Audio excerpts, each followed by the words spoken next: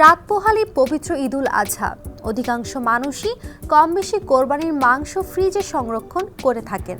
ফ্রিজে ঠিক কতদিন ও কিভাবে মাংস সতেজভাবে সংরক্ষণ করা যায় এ নিয়ে অনেকের মনে জাগে নানান প্রশ্ন।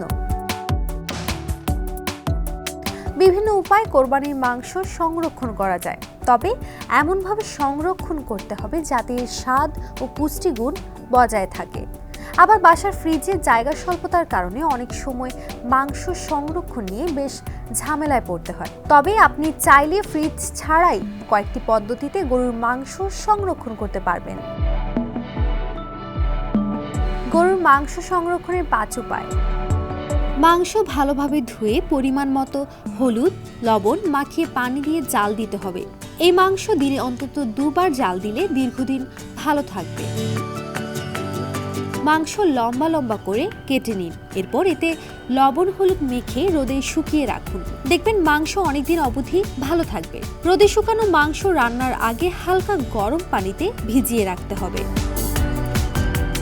মাংসে লবণ আর হলুদ মিশিয়ে ডুবো তেলে ভেজে সংরক্ষণ করতে পারেন।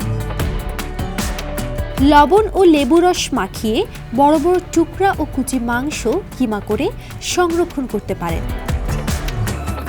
চর্বিতে মাংস সংরক্ষণ করা যায়। মাংস মাঝারি সাইজে কেটে পানি ঝরিয়ে নিন।